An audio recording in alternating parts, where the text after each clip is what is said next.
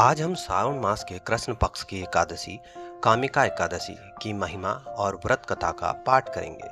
यह व्रत समस्त पापों का नाश करता है और भगवान विष्णु की कृपा प्राप्त करता है। जो भक्त कामिका एकादशी व्रत करता है और इस कथा को श्रद्धा से सुनता या सुनाता है, उसे समस्त पापों से मुक्ति मिलती है और वह विष्णु लोक में स्थान पाता है। सावन माह के कृष्ण पक्ष की एकादशी तिथि की शुरुआत 20 जुलाई को होगी।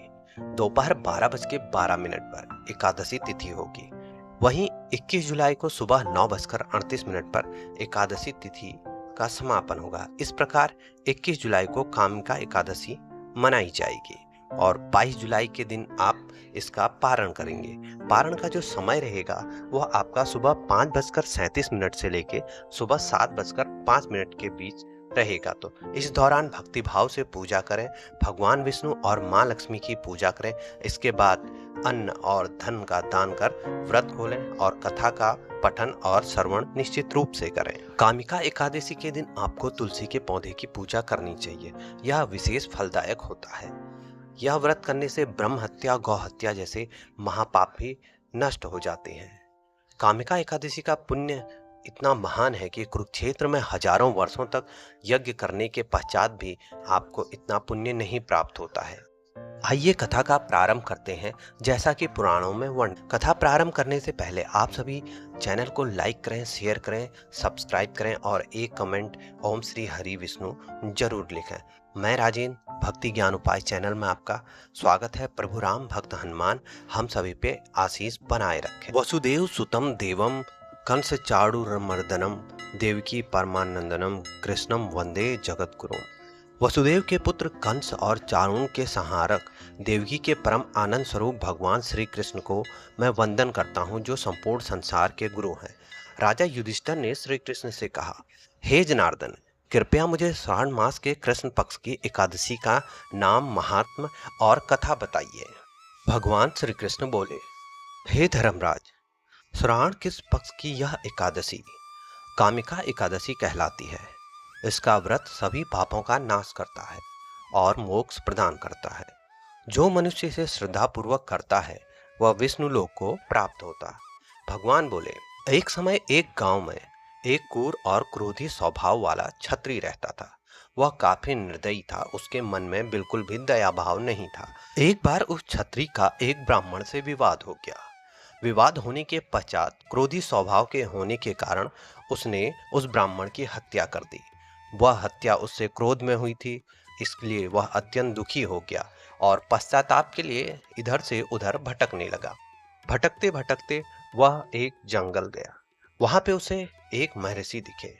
वह महर्षि के पास गया और बोला, हे मुनिवर, मैंने एक ब्राह्मण की हत्या कर दी है। मैं इस महापाप से कैसे मुक्त हो सकता। महर्षि ने जब उसकी बात सुनी, पूरी घटना जानी, तो उसके बाद महर्षि ने उत्तर दिया, हे वत्स, यदि तुम सच्चे हृदय से श्रावण कृष्ण एकादशी का व्रत करोगे, जिसका नाम कामिका एकादशी है, तो तुम ब्रह्म हत्या जैसे महापाप से भी मुक्त हो सकते हो। इस दिन भगवान विष्णु का पूजन करिए, तुलसी दल अर्पण करें, व्रत और उपवास रखें और रात्रि जागरण अत्यंत फलदायक हो। महर्षि से कामिका एकादशी की व्रत विधि और नियम जानकर उस क्षत्रिय ने श्रद्धा से व्रत किया। एकादशी के दिन उसने उपवास लिया, श्री हरि की पूजा की। रात्रि में उसने जागरण भी किया और तुलसी दल भी श्री हरि को अर्पित किया। व्रत के प्रभाव से उसके सारे पाप नष्ट हो गए और अंत समय में वह विष्णु लोक को प्राप्त हुआ। कामिकायाम कृते स्नाने दंतम दानम तपः समम अश्वमेघ सहस्त्र फलम प्राप्ति मानवः। कामिका एकादशी के दिन किया गया स्नान, दान और तप सहस्त्र अश्वमेघ यज्ञ के बराबर फल देता है। तो निश्चित रूप से आपको भी इसमें दान करना। तुलसी दल मात्रेण जलस्यक लव मात्रक विष्णु पूजन मात्रेण दोषना सहते ध्रुवम। अर्थात भगवान शिव को यदि केवल तुलसी का एक पत्ता और थोड़ा सा जल भी अर्पित किया जाए तो वह समस्त पापों का नाश कर देते हैं। सर्वणादेव पापानि कामिकाया कथा शुभा नश्यन्ति सकलानि एवं विष्णु लोकम सगच्छति। इस कामिका एकादशी की शुभ कथा को सुनने मात्र से ही सभी पाप नष्ट हो जाते हैं और जीव विष्णु लोक को प्राप्ति होता है। कामिका एकादशी व्रत केवल उपवास नहीं, बल्कि यह आत्मा की शुद्धि, हृदय की भक्ति और ईश्वर के प्रति पूर्ण समर्पण का पर्व है।